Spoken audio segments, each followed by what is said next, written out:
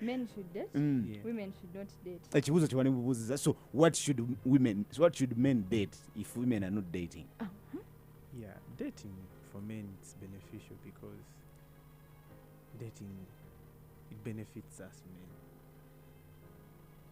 Dating who? Men dating who? Women. So it is not a two-way thing to you. I don't think women should date. Soko tutemeetemere. Lwaki olowooza abaddemu bano tebalina ku dating? Because dating puts them in a position whereby it puts them in a position of uncertainty. Omuwala dating ebiseera ebisinga amaanyi gonna agakwata n'agaliza omusajja, because in dating it's the man who gives the commitment. At the end of the day, whether you date, whichever way you date, a man has to make a choice whether to marry you or not. So you are getting the whole power of your future and putting it in the hands of a person. Who should have that power, if not that man? I think that power should be shared. How? It should be shared between the two people. The way you structure, how you build up the relationship. But like, okay, anyone can have the power, but like the power is so much tilted to the men. And usually if the power is tilted to kasitamaanyi gabeera nnyo okusaidia omusajja, omukazi kitegeeza abeera in a position of uncertainty, because like let's say Roger they give me your money and they tell you it's up to him to give you your money. Well, I can give it to you after 3 months, 1 year. Bampadde ssente zo. Nze nsala oddi lwenzikuwa. Kitegeeza nina kulinda. Basogamba aluddewo anti yaziina kati tumukolere. Ne gwe dating oli asobola okugwamu amaanyi naga akanzimulekere. Naye nga jjukira zaabadde ssente zo. Kitegeera. So dating aba tabayamba mukazi at the end of the day. Do you think dating helps you? Beautiful. Before I answer that question, nze Salom mpadde confusion y'obulamu bwange bwonna. Can he in a few words define what he means by dating? Kuba kati kirabika nze byendowooza birala. Yeah. Linda Koko, gwe kiki olowooza dating kyali? Maybe he can debunk that for you. What do you think dating is? Bintu byakwagalana. You know, like courtship. Kubeera awo, kyekwana, you're getting to know each other. You do a bit of you share ideas, like that whole courtship bit. That is what I think dating is. Salongo dating kyeki mubyo mubigambo. For me, the funny thing about dating is whichever someone who's dating defines it to be, that's what makes it tricky. Dating kisinzira ku muntu buli akirimu aso kiyita kyayagala. Kati ekintu ekiri ambiguous bwe kiti kikifuula ekyobulabe. Because you can be dating for a different reason and the man you are dating is dating you for a different reason. So can what you have the same definition? It can't. Let's say me and you are dating. Just sawa zino. Wagambe ka height kakubi. What would dating be to you? So, but I can date you because you are tall. Sibuziza because why? Or why because? What is that? And the reason why I'm dating you defines dating for me. Ensonga lwaki nkukwanye ye defining dating yange kusaidi yange. Dating kwekwana. Kati okwana chechi. Dating si kwekwana. Okwana kwe initiating a relationship. Then a process je mulimu nga mulika relationship so jita dating. Kati buli omwe ensonga ezimutwala mu dating ze defining a definition ye. Chechifula date by that's what makes dating dangerous, because each one, it gives each one the opportunity to define it whichever way. Because in dating in dating tose wakungamba muno nali nkwagalako sex. Osotyo okukingamba teka kyeringaano okwagalako sex. Webale nnyo. So okugamba nakwagalako height. Wali yeteeka eringamba nti lwaki omuwala wamudatingako height? Which means whichever I define my dating, a definition ebeera buli omu asojjiwa definition ye. So wanji ekibuuzo kirinde bwe mba ndi dating beautiful mami, nze mulabanga mukazi wange, mulabanga demu wange, naye ng'ate ye yazayisaawo bibye so ye adatinga nze nange mudatinga but we are not on the same page mulya definition za njawulo fenna tuli ku bintu bya njawulo would you say the unifying factor would be amanyi ndi wuwe nange manyi ndi wange is that a unifying factor? No, the unifying factor nti muli wamu anti kamanyi nti kademuka nange mmanyi nti ndi wuwe does that unify it? ekyo gamba mbuno buli omu ali wa munne ng'ate mulimu. What I'm trying to say is exclusivity nti wange ndi wuwe anti ne exclusivity ebe it's after mutual agreement because mulimu dating ezimu nga only one party is exclusive ekyo kimanyi ate n'ekirala eyo mutual exclusivity gwagiteekako obudde kuba anytime omu eyinza omutama which means buli kirimu kiri best ku individual nti today you can agree to be exclusive to each other tomorrow morning roja noga kanyonga ngatemu omuntu okusatu so dating at the end of the day kiddeyo ku definition yange nti gwe obudde bonna the definition also gikyusa. So a polygamous man like musajja zuku representatives bwaba inayo ka beautiful mami nga akadatinga nafunayo akaana akawala akalala nga akadatinga nafunayo n'akalala nga akadatinga buli obuwala bwonna busatu nga bumanyi buli mu relationship nani naye nga bo bulowooza bulina gaya atya era naye nga amanyi nti nze nyina busatu naye nga sibubuulire just nga sibubuulire buulizi. Is that dating or is that still dating? Yeah, dating what I was getting at dating has no rules. Kati bano banateekamu rules bano bazijja bwa we should love only me bano ekintu ekitalina rules kitegeeza osonyigamu ezizo when something does not when ekintu kyonna bwe kitabeera n'amateeka osooteekamu agago nawe oyagalidde naye kitegeeza nti bw'ogateekamu era tekitegeeza nti bagenda gakkiriza okitegeera so kyekikifuula ekizibu nti osooteekamu by'oyagala naye ate by'oyagala tewaliwo kyakatala nti birina okukola kati for example nga bw'ogambye nti omuwala asobola okugamba nze kudatinga naye njagala ondatinga enzekka nzekka awo wenyini n'omugamba naye oluvaawo n'odatinga omulala olukati alvayo n'agamba but Saalongo you said you want only date me n'omugamba yes then but now I'm dating another one. She cannot hold you accountable because at the end of the day it was your definition. So Saalongo is saying there is no accountability in dating. Barely. Do you believe that? Well, I think it goes back to the kind of person you are. Saalongo is his kind of person. And then there's a person like me who thinks that we are dating to get married, maybe. Wachiba chigani, it is okay. Naye end goal, yeah, spending life together, like forever. Yeah. You understand? So I do not think for a person dating for such reasons, I would agree with him. I believe in accountability. Kuba accountability eyamba nnyo etutaasa bingi like n'ennyombo biki because if someone understands where you're standing at, I believe there will be less of the fighting and the confusion that is brought up in all of that. So you see, ekisinga okuleeta obuzibu mu dating Saalongo kwe kuba nti ffenna nga bw'oyogedde nina reasons zange endala nalina reasons endala. Shouldn't we have a blanket conversation about where we want to be?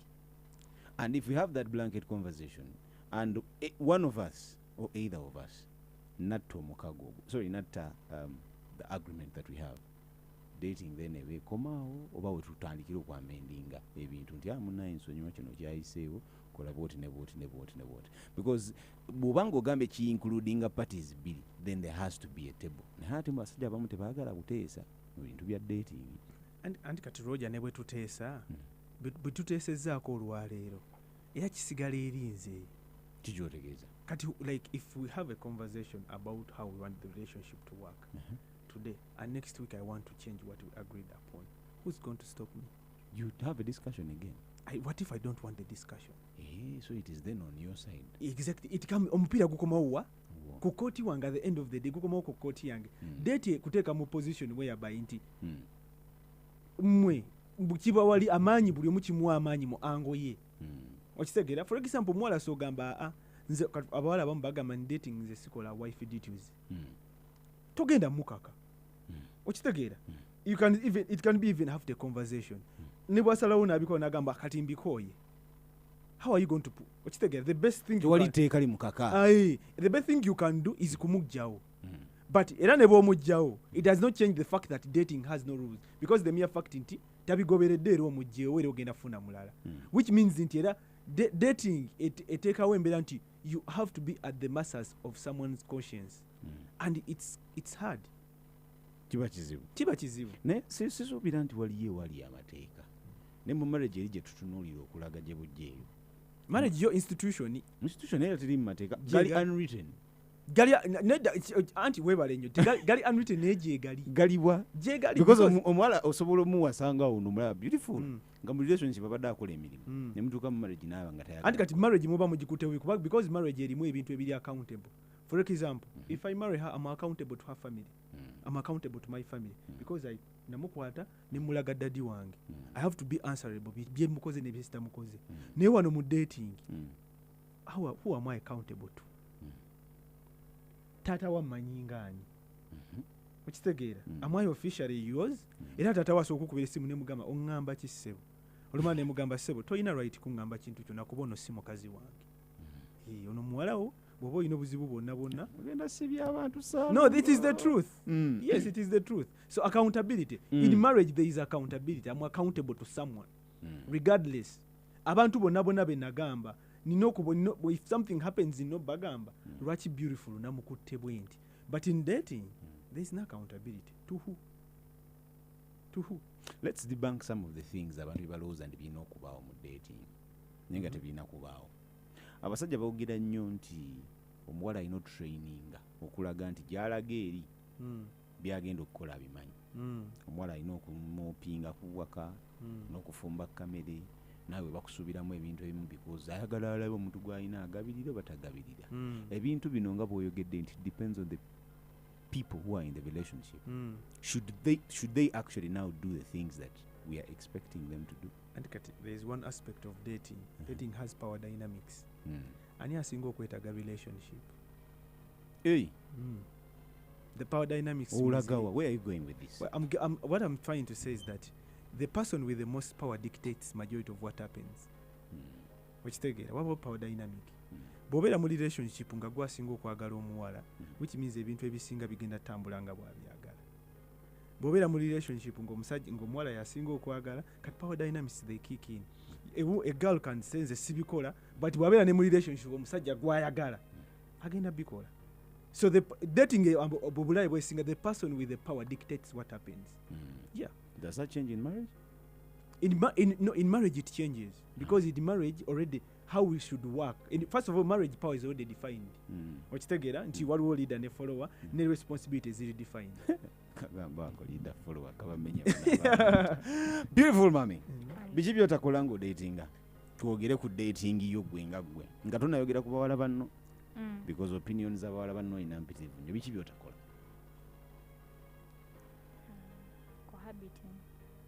Kubeera mu nyumba ya musajja mubeera wamu toyagalira ddala kiki kyoba weewala basajja muli bakambwe bati ate first of all tonnasasula oba kitegeera tulina obbasasula how do we call giving dowry in Uganda kuba kusasula tonnansasula kigambo kinene nnyo ekyo nno No, what I mean, you have not paid dowry. I am not yours. We're getting to know each other. We're getting to understand where we stand. If we either want to get married or begin to come out. So, I do not think cohabiting is already like marriage. Yep. If your man is the kind that is willing to share chores, you share chores. Oba kitegeera because togenda kubeera mu nyumba ya musajja ozeko zizo weka sabo nayo ino muoleza oba kitegeera atakonga kakulu nate wali ababikola abaana obazanyisa waliwo ababikola osanga zitobera mu nyumba ya musajja noyoza ngoyezo zokka so oba ino zo ozisosola muse wali ababisosola aha kati awo nsigalamu ewaffe n'enjozi zange n'ekirala kandabe wanga birowoozaako nno bitono nnyo byotakola kiba kitegeeza bingi nnyo my byokola question is bakola biki what do people do when they do lindako what have you been doing bwe badeetingako obadde okola biki gwe mwana gwe ebeera nga friendship well late night talks kuba kati me when I'm dating someone they're literally my favorite person. I don't like phone calls but be bano bodetinga ng'olinga nga akola ku radio station it's not a must but ye wakuba I'd love to have a conversation eli lengthy netuuka nekyanolinga nedda mu birala akubidda ngamba se bwebanyiziza naye nagamba naguze engatto ate anti wa muwogo yakoze bwati like I will enjoy that with that person. Abalala mundeke. So kati. So njagala kubuza ekibuzo. When you're dating, are you exclusive and told abantu abalala tebakusindikira message noziddamu oba you entertain other people? I wouldn't say that okuddamu messages z'abalala is entertaining them. Nkuzeemu ki? That is the question.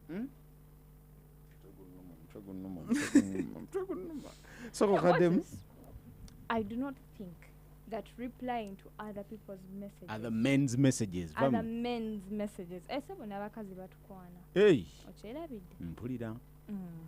So I do not think that replying to other people's messages is entertaining them. Ekibuzo kiri nti mbazzeemu ki? Roger, we are dating. Salongo and texting nze nangamba, hi girl, how you doing? Chaliwo muzem mwana gwe wankubaka haiti webali manyi ekyo oba ayagala kumpa kagigi ka modeling. At what point did you tell me? At what point did you tell me, madam? Tell you what? That Salongo akugambyeko nti beautiful what? Haiti? First of all, number yagijja ekibuzo kye babuuziza omugamba ddi anti wuliriza because kati there's me coming and telling you nga gwe yagimuwadde. There's a spark of mistrust that I might instill in you. You're changing goalposts. The question was, you're changing goalposts. When do you tell At what point do you tell me that someone called Salongo, be it my friend or not, akukwana? Netwale tunatuka kupatia kwana kale akuweereza message. To be honest nzo obutakugamba kuba nsobola okyemalira obwedda byenatandika ebedda byenkugamba kikyotegeeza dating has no rules kikyotegeeza okubyemalira olaba kati some of the people that we are dating by name enough him simply knowing tino waliyo omuntu akukwana kigenda muleetera emizengo okwagala okubeera mu ssimu yo to see like are you still talking to this person okitegeera like so may believe woba osobola okyemalira this person takulemeddeeko nti he's talking you nti you're scared for your safety kyemalire kuba kati nze me I'm the kind of person you're going to tell ono gundi andi bubi okitegeera and if it is not a life-threatening issue, I would believe that osobola kyemalira and I do not have to find out about it because now I'm going to start thinking about this person. Mama, did they stop talking? Nenga kirungi. Oh no, wange yakiganye. So, okwewala ebyo byonna. If you can handle it, mugamba. Do you share the same sentiments, Sarah? Like you don't tell. When a woman gwe ninanga demu wange gayo mulala bwayogera naye omuwala adisaninge when and how to tell me bw'aba asobola kyemalira akireke bw'aba tasobola kyemalira lwajje wange oba taŋŋambirako ddala. For me the mere fact that she shouldn't be even giving attention to other men. She shouldn't at all. Yeah. Era nze mu message ezo mba nsuubira hey how are you I like your height block.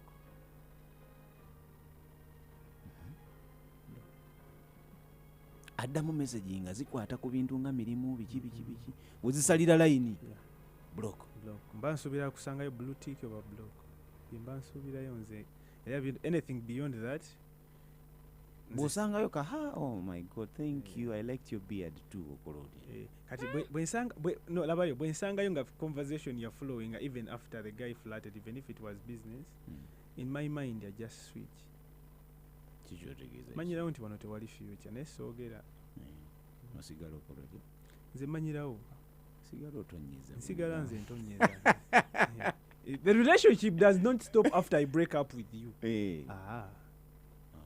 kati amanyirawo nti kakyono kati you break up with her there and then awo mba nkugobye but kiri kitasigalawo tusigala tugenda mu maaso just nkukowa bukowi nenkugoba abaana nebagamba nnyo nno munnaye bebasinga obubikola naye tebamanya nti abasajja tubikola nyifa by the way abasajja twawukana na mukazi gwe tukooye si gwe tutayagala obategedde kawundiremu fe abasajja twawukana na mukazi gwe tukooye si gwe tutayagala explain omukazi nsobola okuba nga sikwagadde ng'olina ekintu kyokoze nga no longer like but bwe mba sinnakukowa okyabeerawo ate sijja kugamba and my character might not even change nkukuumirawo because first of all tetwagala abasajja abamu tetwagala kuddamu kubeera single ebiseera ebisinga sometimes you are handy olina obuntu obulala bwontuusaako okitegeera I'm used to you ate n'ekirala kinyanguyira nnyo ofuna nga wooli because first of all I use you as a leverage to make other girls want your place. Yeah, because when you are there, someone already knows that I have something good going on. So, kukumirao, no feeling that space ne walema kubeera empty. Yes, well, ne wakwata na bubie. Oli agenda kujja waberenga wocha. Ngamaye tewaddibayo. Amasemu abantu amanyi. Njagala tudde ku kintu ky'obuwanvu bw'obudde. How long should then someone date? Because tuna obuzibu bumu abaana bana babuwala babeera mu fragile whatever moments nti omusanga nga akwagala you promised her ngenda kubeera naawe this and this and this and this and this is going to happen you even reach a point otandika omupromisinga ngenda kujjeewa mu mwaka nga gugwako ngenda kujjeewa mu mwaka nga gutandika and things like that you don't fulfill these promises how long should she then stay ng'omugamba ebintu bino byonna n'otabituukiriza the length of dating I think buli mukazi alina obeerako ne period why not dating yagyesalirawo yes you must have a personal standard of how long you should date someone because Roger kyeki kyenagambye omuwala bw'aba akudatinga nga gwalina osalawo how for long will you date kitegeeza amaanyi gonna aba agakuwadde yeah I think alina okubeeramu n'obudde ekyeyeteekamu kati yoba obudde alina ofuba okulaba nti akola ebiseera ebisinga by this not about the time you put omuwala osobola okugamba for me I don't date more than 3 months nga kiri mu bwongo obwo nga wakigamba omusajja ne bw'oba tewakyogera okitegeera osobola okyeteekamu gwe nga ggwe naye kati olina okakasa nti omwezi emyezi 3 okola ebintu ebiri wadde of being a wife because remember if bw'ogamba I don't date more than 3 months which means after 3 months olina okuba nga ekilevel ya girlfriend ogivuddeko kati ng'oyingira oba fiance oba ki kati bw'ogamba nti I don't date for more than 3 months olina okukola ebintu byonna ebikufuula wadde okuyingira eri level eddako so that is 3 months bwe ziggwako osobola okudimandinga ng'omuntu asaba raise nti emirimu mbadde ngikola bulungi bwenti ne bwenti why entire elevated kati gwe abatera okugamba mbu I'm still seeing this nze buli kimu nkikulaze kiki kyotalaba so if you cannot see if I've given you all my value in 3 months and you cannot see it which means gwe muzibe kambirage ku muntu omulala kanveewo women should be that ruthless yes so ate nkwongera emyezi emirala mukaaga buli kye nina okukolera nkikoledde mu myezi 3 kyoyagala nkuwega lubindi obirabe bulungi nnyo you move on to me because I would think also n'omusajja naye alina okuba nga abiraba so at that point omusajja alina okwerevetinga kuba n'omusajja kati naye ayinza okugamba okay muso finding a middle ground omukazi ayinza okuba ayiweesatu ng'omusajja oli wa mukaaga okitegeera kati kweyo point mutudde ku mmeezi omukazi agamba nze wano omusajja agamba neetaaga obudde which means that you find middle ground buli omu n'aborowingayo weeks nga 2 oba omwezi gumu n'ogamba okay gwe noyongezamu 2 oli n'akendeezaamu 2 nemugamba ku 0707102102 Galaxy FM gy'oliko tuli mu Galaxy Parliament. When I come back you're going to tell me how long you date for agenda tubuulira ngenda kufa naawe vum dogo inji bikikalolina motoka ebyo manyi bikadde kebet and vroom yabikoze Yes, Kagwido Sports Betting natere bikoze. Just K-Bet and Vroom. We winner. Tuzemo okudizeri abantu baffe. Era buli betting naffe wakufuna omukisa okuwangula emmotoka buli mwezi. Ate buli wiki tugenda batugaba pichi milioni 2 n'ebirala bingi. Olikwete onyiga star M85 star 5 star 3 star 2 hash. Ati gwalikwe MTN nyiga star M65 star nya star mukaga star nya hash. You can also visit our website on kbet.ug for a chance to win. Just Kbet and Vroom. Kwe winner. Terms and conditions apply. Betting is for persons 25 years and above. Betting is addictive and can be psychologically harmful. Lydia Jasmine. You get this #1 songstress. Lydia Jasmine is gonna be live in concert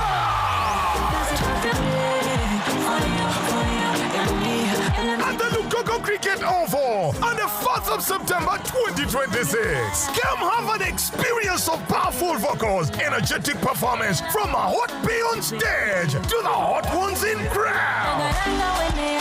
Entries is 30k and on Momo it goes for 20k and VIP is 50k. On Momo it goes for 40k. A table of 8 goes for 3 million. Lydia Jasmine concert is going to be a mega concert with light, sound and mega stage by Phenon Records, organized by Abitex Promotion. Nagambye kajjudde enkwe ettima obutagaliza n'obutemu. Tell me the truth.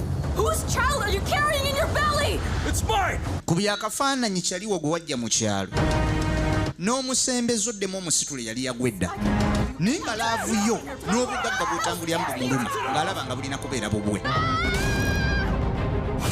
bw'atyo kaseera mpawo kaaga n'akutta buli kimu kisange mu kazannyo kano. My useless father was actually loaded. I'm definitely going to make him pay. How long do I have to be under your family's debt? Los Bastardos. Byonna mu kazannyo kano The Bastards ku Galaxy TV kwokka. Nagambye kali ku coming soon. Vijje muno nga bulijjo. Galaxy TV. Jikonkone. 0707102103 is the number, and of course Tuliku Galaxy Parliament. Amanya nze Roger Otis, and of course Ndine Salongo Banji and beautiful mommy. We are talking about dating. Conversation is that deep.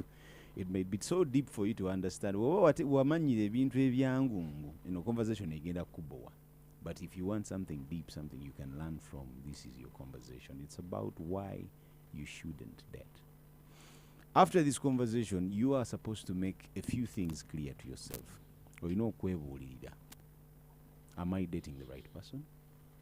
Have I been in this relationship for so long that I don't know exactly what I'm doing? Wekubemuko kutochi oluvanyuma lwa conversation yeno choyagala okifuna mu relationship eyo. Bwoba tokifuna, what are you going to do to get it? Bwoba tokifunye ng'omaze complaininga, are you going to stay or are you not going to stay? The question is to you. For you as a person, okay, standard wise, you might not have done it already. Neosubira omwala yandi dating ze bangachi ngatafuna byayagala bwaba take an example or dating omusajja for about 3 months zayogedde omulaze buli kimu kyoyina okumulaga you think you've outdone yourself naye nga takwerevetinganga takutwalangako mu bazadde be bw'omugamba jangu tugende yes kati sobo mbulire time yo. I do not believe that bane tulina oteeka bazadde baffe mu bintu bino nze until you kneel down and propose togenda kulaba ku muzadde wange olaba waki. What if we get a misunderstanding tomorrow nga mama wange ambuuza oli aliwa nga teye yakusiimye nga tendeta John nedda bambi togenda kulumya mama mutwe. Siblings maybe bana bali free abali friendly abatalina mu mbeera yakulu like you know tulina ba siblings nga ye bayagala nyo baganda balina mu embeera ya mpalanirako abo bambi kabalabe abantu aba proposing oba kitegeera but these free ones kale nga you even hang much if you don't hang anyway tujjemu ebintu bya family tubijjemu until someone proposes and they're like, you know what, will you marry me?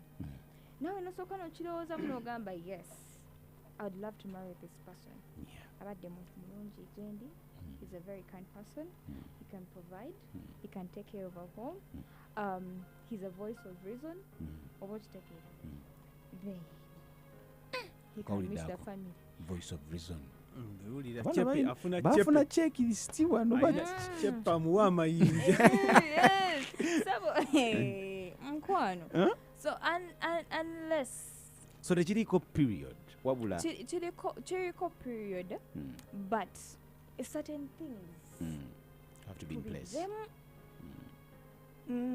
nti waba tannankolera kino ekyabazadde and family soke tukisewali amabbali omanyiyo kyaliwo ogwa ne oba tomumeetingako personally like you've never met because I also don't believe in that zendi waboba nnyo nze neyo nkulaba nga sebo you're just smiling for my friend smiling why are you smiling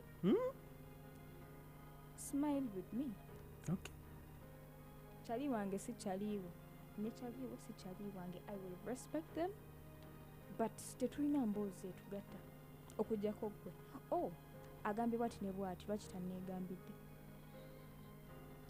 simple as that bakyali baffe family tubijjemu now in 3 months he's not providing takugulirirangayo yadde ka sweet naye gwe olaze nti when hard times come you can chip in sente ye ekikyala ekyokujjawo neyamba naye nga yakulaga yadde sweet yadde kanika mutuvuma okugula boxani namwe amugula nika tugula nika zimala soko olindeko kubunika obwo bunyumidde okufaako obwo tugula nika okufaako obwo byabasajja ninga tetumanyi saizi so nekigaba n'okugamba nyama mbuki sibitegera byayogero munyambaliramu bro what do you mean bro like munadende eyo nendaba kano buy me a dress by the way for me I consider buying knickers for a lady a bad omen. I'd rather buy lingerie. Knickers nika lingerie is different omanya ya setting the mood ne nika nyambaliramu bro so but I think some men are just matching the energy omanya abasajja kibayiga enaku zino twayiga just kukyusa bukyusa tukyusa lutambi aguze boxer nguze nika tukikola no like kati like let's say talina kyeyalazeewo 3 months are enough 3 months are enough naye tubijjamu okulaga family ate emikono nedda ezo zi introductions tuzireke eri ng'oproposing some ways of 3 months muba mwekola gannange ono omusajja abaki mbadde muba mukola akalimba anti nze ndi olusi nze salongo ebigambo bigwawo muba mukola tiru sijja kulimba tiru yalina okubaawo because ate oba omuwa ku sente yes naye alina okuba nga mpa kituufu anti ekyo kyo nkimanyi kiri compulsory kati mba nnabuuza kiri ekyo ekirala tiru yalina okubaawo because tugane tukkirize Christianity aside and everything kati ate chores weekend chores like cleaning washing laundry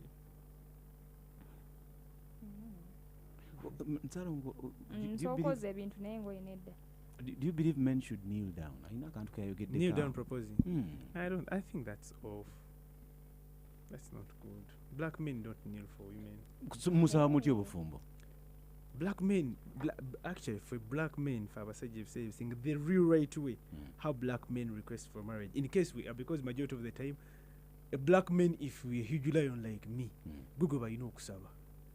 Hiyo mukaza gamba mkwano. Could you please marry me? If you're dude, if you are that dude. Akusabira mu setting echi. Kisinzira, we can be in the bedroom, we can be anywhere. Hiyo mukaza gamba, but andika what? you know honey, we've been dating. Kasita omukazi atandika conversation nebbanga limu dating. Whenever a woman starts a conversation with how long you've been dating, aba kuteekateeka kusaba bufumbo. We've been dating for months. Sometimes it's the why are we conversation. Why are we?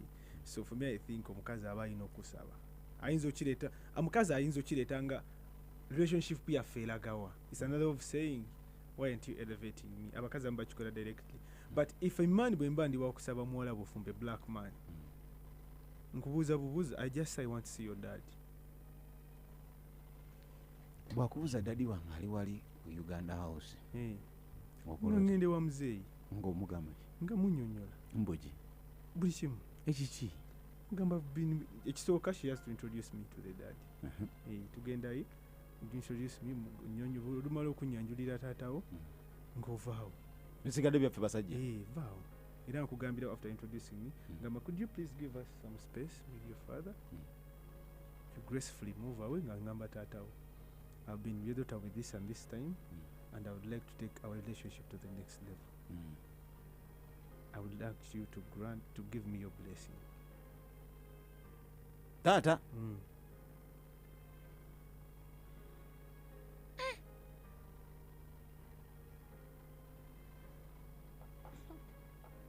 Omusajja omuddugavu tasaba mukazi bufumbo.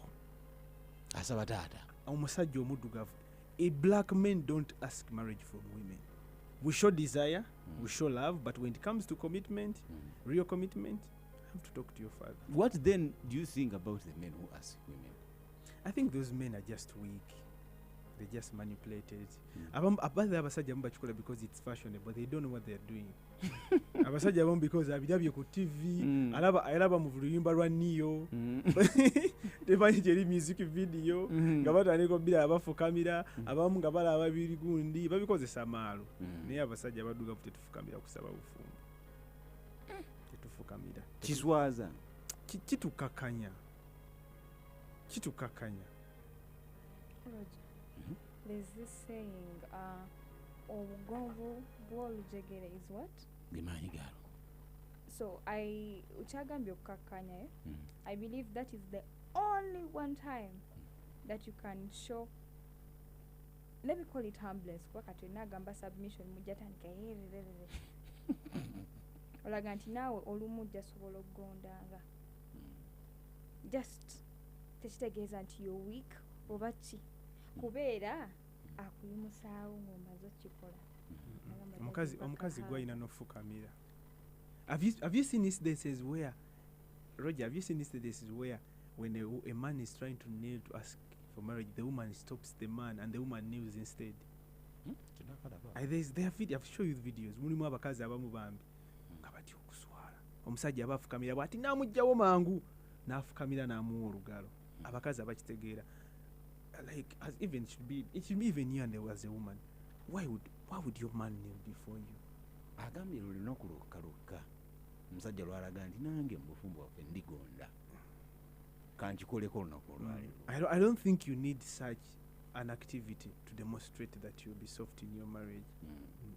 He mentioned something nti obufumbo babusaba taata. I believe it is tradition, but ono omuntu gw'obadde naye obudde bwonna oli sure kyayagala. I believe that is the whole essence of a proposal. Oyagala funa omuganira nga muganye proposal banaye baana mwe. Maybe you have children. Maybe kati agaba bakati abaya amwagaza ki simanyi. There might be other reasons why you want to see my father apart from marriage. About tegee nze nkutwaleyo nina okulya tata wange gabannange njagananga azala ku what is that? And like you're supposed to have that conversation with your father. He wants to marry. Like when tata junior naye ani amugambe want to get married to him. So But I that's why I asked. The proposal by the asking for marriage, you onalinga agamba nti nsabolede kye bampadde. I think, Roger, when someone asks for marriage, there are two answers expected. Yes or no, right? Yeah, so bw'ogaana nagwo teguba musango. Anti kati mbuuza kitange gwobuuza sigugendo taata wayo alina okubuuza gwe kuba ye yakkuza. Omusajja onoomwagala. For me, my role is to remain straight. Taata wayo alina obikubuuza nze sitwa kutuuzaawo nkubuuza onampa biki ebyo. I cannot be in that stupid conversation. Era bw'obitandika gamba nva mu maaso. Omimbuulira ebintu bya kisirusiru.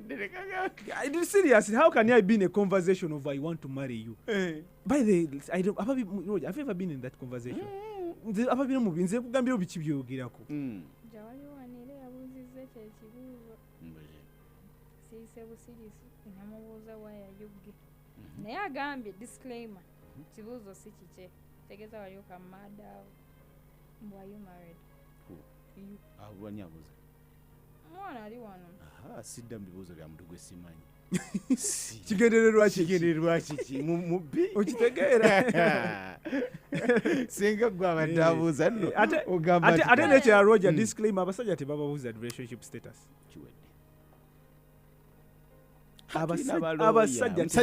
Omusajja tebamubuuza relationship status oba omwagadde mwagala oba tomwagadde muleke. Era omusajja tuddakkiriza nga okubuuza mbu ayusingo biki oba bibuuza tobibuuzanga naawe tobibuuzanga musajja. Let's close with promises. Dazigonyeeko nga tutandika, but one of the things that keep relationships going are promises. Promises of change. Okwanya akaana k'obuwala kambala nga bwe kaagadde kaganja kukyusa. Bweba ddiini kagambye nsooka ompa obudde nja kitunulamuko. As a man oyina ebintu by'osuubiza omuwala ono, nja kukolera ka bizinensi, nja kukolera kino, nja kukolera kiri. But those promises keep these people around. Even the men abamu mupromising abaana b'obuwala bano empeta n'asigala waawo myezi 8 mwaka gumu myaka 5 n'azaala abaana nga kansigala olw'abaana ndifuna empeta because of the promises that were made. Should promises be made while we are dating? Oba tugende bugenzi tuvumirire ekijja kijje. I think there are some promises. I have a problem with promises. I don't know. It's the subject that I haven't explored personally. I think why it is my weakness, or if promises make me insecure. It's something I have yet to explore me as me. Like, okay, how does this? Like, I sit down, I'm like, I promised. Like, no, I don't make promises. Yes, and I don't usually put people in position to promise me. Tosindiikiriza abantu kupromisinga. Yeah, because promise it like kisuubizo nti ndikikola. Nze sisuubiza wabula nkugamba okugeza. Like, okay, I'll always protect you. That's not, I don't think that's a promise. That's an assurance. It's something I will do. I cannot say I promise I will protect you. By the mere fact that I'm promising you, it like, for me there is a certain element of uncertainty that comes with the word promise. Maybe it is personal. Kubanze bwembanga, okay, I'll always protect you. Chimbala, I cannot say I promise. Nedda kubamba ngenda chikola. Practically ngenda ku protecting nga setaga kusuubiza ku protecting nga angenda kuchikola. Yeah. So first of all, for me, I just remain real. Nsigala mu reality. Of course, I have to make some fake promises because women are delusional. No beziba promises zibera fake nze zenkola. Nze sikola ko promises nga kicho yinzo. Nyizo kusuubiza obutakugattako. Iyo mba nino kusuubiza. Oli weka. Siri kugatika. Ngamba nafuna gwe namala. Bananga abakazi abalwa oba babaki. Kugwe kwe siva. Sisobola kwongera ko mulala. Okitegeera nsobola no kupromisinga nti in 2 years tugenda kubeera mu nyumba feka. Okitegeera I can make fake promises to keep you around. Yeah.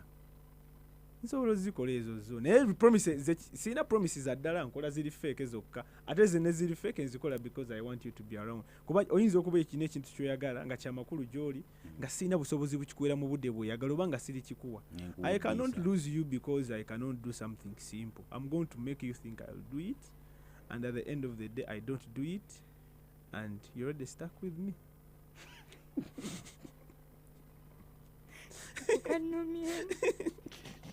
Beautiful. What have you promised and never done?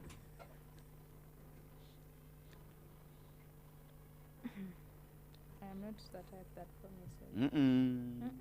Chicho wali opromisinzeeko omusajja Mulavu. n'otakikola ng'okimanyi togenda kikola naye n'omugamba baby ngenda kukikola. Something to do it for you. Top promising anko omusajja kujja n'otajja. Ogirawo. Wemba sigenda kujja. Nolo Mukiga. Ndi Mukiga. If I'm coming, I'm coming. Nantali visa, I will not come. Simple. And I will let you know. Tewalibia, let me see. Tewalibia, now this is happening, this has happened. No. I don't want. I'm not in the mood. I do not promise. Because at the end of the day, I believe that what you give to the world is given back to you. Ate saga muntu wansuubiza n'otakola kintu. Bali bakusuubiza kintu. Ekiki. Omulira Brabas. Kati bye badde agamba. So mwana, I love you. Era nze wefunira ssente gwe ate kwoli. Nkulabyeko wano. That is my brother in Christ. Oh, your brother in Christ sebo yangamba ngenda kungulira Brabas. Ne kati sijirabanga de twayawukana njagala. Kampala yonna twagigabadda. Oli ku Brabas. Bakubuusa guuli zonna bumazida ne bakubuusa. Bamubuuza levels. Sawa zino tuli ku boda neze walayi wankwatira ku ssente that thing I'll buy you the Brabas imwe. Kalaika kalika agement ko relationship bosi boyogerako saaro. Era wali bukonye nako. Relationship bw'emyaka gye gimu. 23. Abo babeera mu coupling tebabeera mu School coupling. Mutemubeera mu relationship. Zikiza coupling. Mbali mu coupling. Mubeera mu coupling nga mugamba ka relationship. Kati ebyo. So kati nze sisuubiza kuba nkimanyi kijja kumpisa bubi. Nga waliwo ansuubiza n'atatuukiriza. So I prefer to do what I want to be done to me. Besuubiza sibikola. Yeah, like tugambe nti today is your birthday. And I was not able to get you a birthday gift today. Nsidikawo. Nenswala. Mu mutima gwange nkimanyi I want to get you a gift. Leero sisobodde. Nesikupromisinga. Sikupromisinga because most times every time you have tried to promise something, money will get lost. You will be there. Kati chokola sirika kola kyoyagala okukolera omuntu. Kimugweko we bati. Yeah, you're promising that then you keep people's hopes high. Kaso Kembuze, don't you promise never to cheat on your boyfriend? Don't you promise that? Like of course. A baby promise to never cheat on me. No, somebody promise nti basoka jikubuzo. So kweyama. Is it? Haven't you ever promised to be like, you know what? I've never been in such a position. Even during Kalipa women make promises, Roger. Is it? Yeah, I'll never cheat on you. I'll never. This is all yours. I'll never give. You've never. Baby, I'm all yours. You're my king. Business. Huh? Let's do a chat today. Your last thoughts about the show, Madam Beautiful Mami. Ngaruna tucyankalanya mu show. Ayagala kukola atya. My last thoughts. Okwewala abantu okuyita user, okuyita omuntu omubi, time waster. Woba omanyi nti you cannot balance your life, your ambitions and everything else with your love life. Katusoke twetereze ng'abantu until you're in that position where you're like, okay, I have room for love. I have time to give someone attention. I have time to be on phone calls with someone. Nga tonnabikola. Soka ogiteeke ebbali. Salom, your last thoughts about the show? My last thoughts about the show, Banang, dating is a game. And a game there is losing, there is competition, there are rules, there are rules made by different people, and everyone dates for different reasons. If you want to learn how to play, you can reach out to me, but I would prefer you don't play. Yes, and it is a game, and the games are played. Okay. If you want to learn how to play the dating game, you can reach out to me. But if you don't want to date, if you don't want to play the game, you can go for arrangements. But it's a game, and we play it joyfully. And remember, don't hate